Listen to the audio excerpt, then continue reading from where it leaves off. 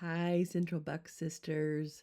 I'm so glad to hear of your progress through the story of Joseph. As you wrap up this 8th week, I wanted to drill down on a passage that is definitely mysterious. You would have studied it on page 248 of your study book. It is Luke 14:26. Let me just read the verse first, and then let's do a little context work. This is Jesus talking. He says, "If anyone comes to me and does not hate his own father and mother and wife and children and brothers and sisters, yes, and even his own life, he cannot be my disciple." What is going on here? This is where we got to have really good hermeneutical tools. I hope you've stretched those hermeneutical muscles throughout the study.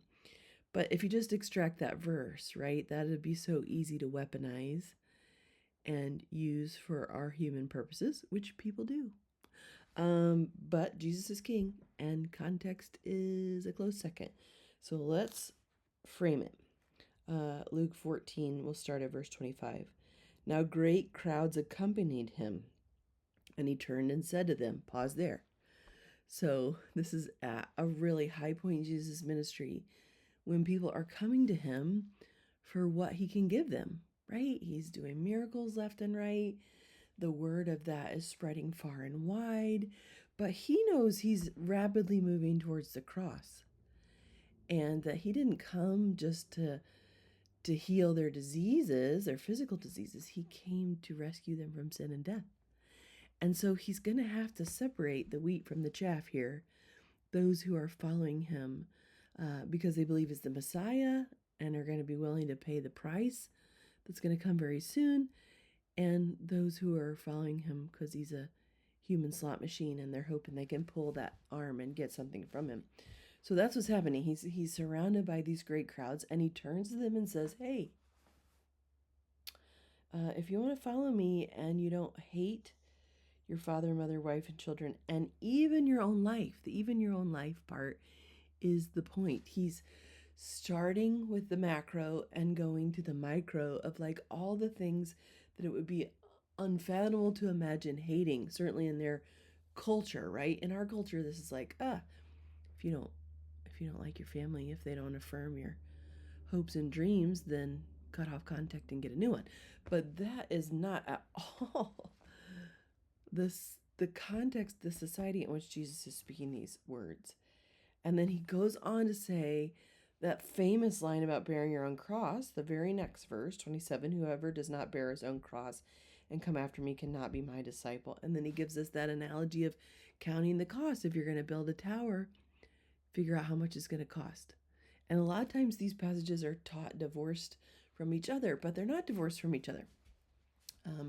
It's all the same thought, which is that a relationship with Jesus will change everything about your life. Everything. It will reorder your relationships and your affections. It will require things of you that were not required before. And it will be really wise to know what those things are and to make sure that Jesus is worth it, because he doesn't bait and switch us or trick us into thinking that following him will be free. But that specific verse about hating our families is jarring, and it's meant to be jarring. It was meant to disperse the crowd. And it was meant to try and sift through who really knew their Old Testaments. Because honoring your father and mother is foundational to the 10 Commandments. And Jesus, we know he didn't come to abolish the commandments, but to fulfill them. And for example, he got on to the Pharisees for not obeying their father and mother. That's in Matthew 15, when he was counseling the rich young ruler. What he said was, honor your father and mother. That's in Matthew 19. So this is not a new command. This is not a new idea.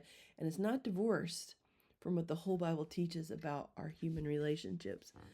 But it is saying, hey, it's all going to get reordered. And Jesus is going to be at the top. And everything is going to fall far below that. If you're not okay with that, this is your time to exit the crowd and go seek another miracle worker, because that's what he came to do. And I was thinking about that passage and thinking about you guys wrapping up your study. And I think no matter what you're studying, there's a temptation towards two extreme theological ditches. And in this case, it's just that family is nothing, and that, it's unimportant. We can disregard it, that it's an old institution that doesn't matter or translate. None of you fall into that camp. But I bet plenty of you fall into the other ditch, which is that family is everything. And your identity is wrapped up in your family. Your sense of whether or not God is good is wrapped up in what's happening in your family. Your understanding of God as Father is wrapped up in your family. Your understanding of you as a child of God is wrapped up in your family. And family's not nothing, but it sure isn't everything.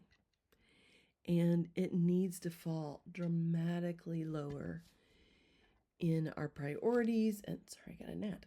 In our priorities, in where our thoughts dwell, in where our hearts dwell, in where we find our sense of significance than Jesus. So much so that it pales in comparison and feels like hate. So yeah, Joseph's family mattered, but that was the lower story. The higher story was what God was doing. And that's true in your families as well. So hope you're encouraged by all of that.